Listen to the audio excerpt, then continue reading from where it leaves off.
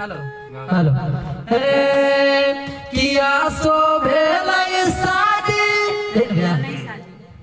बोले होलै हे किया सो होलै शादी नाया नहर कनिया रे जान हिया नाया कनिया रे जान नहीं करबौ खेता में रोपनिया रे जान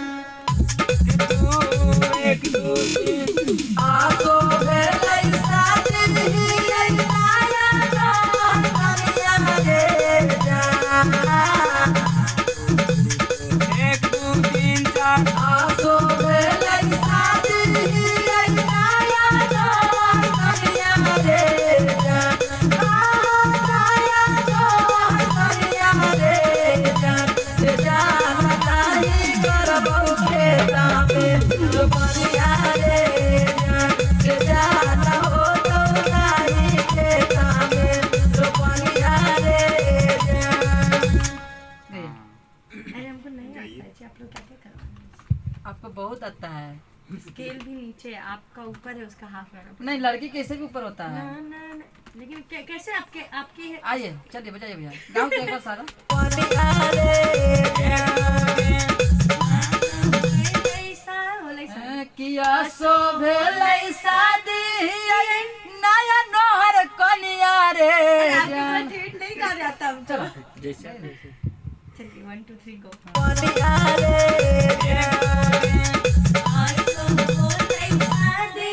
ठीक है आओ थोड़ा रोपनिया रे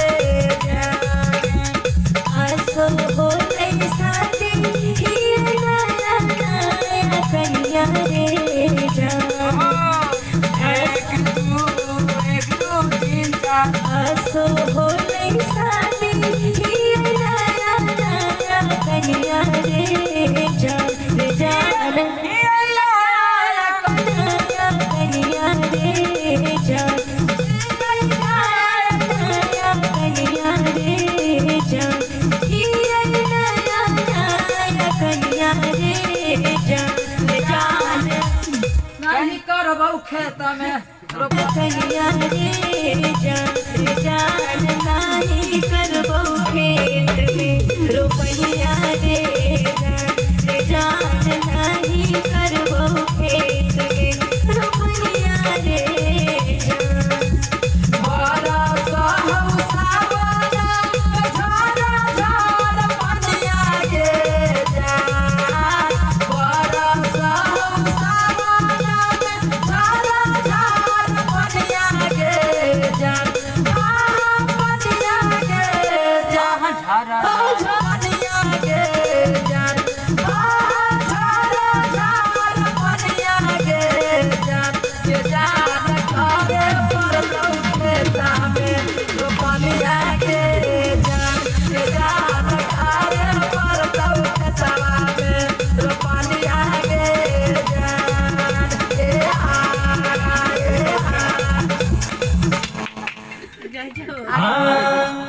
क्या है लड़का का नाम जान झरा जान बड़ा सहौ सावना झरा पनिया गे जान पनिया गे जान बड़ा सहौ सावना झरा झरा पनिया गे जान झरा पनिया गे जान जाने के पारे पर दो के लावे रोपनिया गे जान पारे पर दो के लावे रोपनिया गे जान बढ़िया। हरिया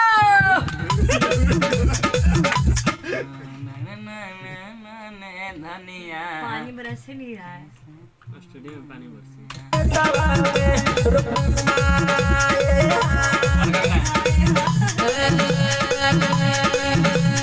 बिंकुआ के मौकी तुला भाई सुगवारा गे जाइते हवा होता मोरिया का बारा गे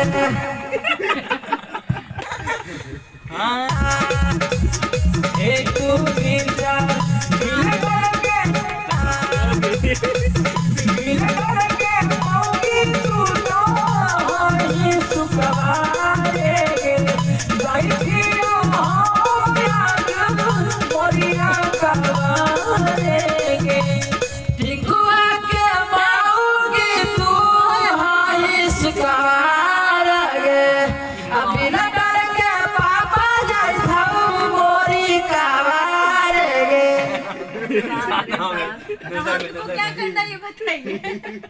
अथी वाला बता ये जहान ना ना या ना ना ना बताइए कि सुगाना के बढ़ल है हमारी पारसनिया रे जान नहीं होता खेता में रे पानिया रे जान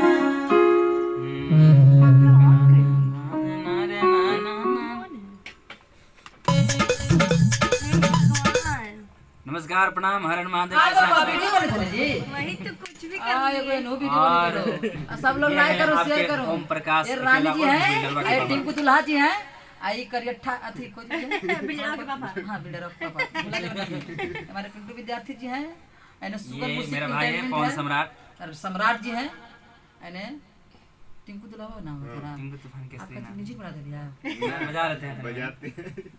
बजा लेते हैं। देखें आपको टिंकू दुल्हा गया जिला के है सब कोई सबको देखिए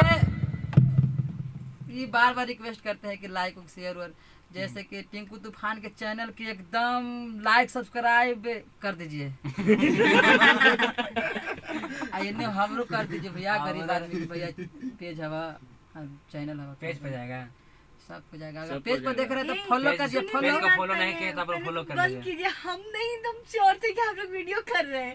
हम तो ऐसे देख के गा रहे थे। ओ मैं डॉग मैं भी नहीं जान रही थी वीडियो बोल रहा है अरे प्लीज इन लोग ये लड़के लोग कमीने होते हैं एकदम लड़के लोग कमीने टाइप के इंसान होते हैं यार हमको क्या कर दिया। लड़कियों को ब्लैकमेल करते हैं देखो तो वीडियो बना लिए हटो मैं जा रही हूँ आई एम गोइंग टू घर रे जो तू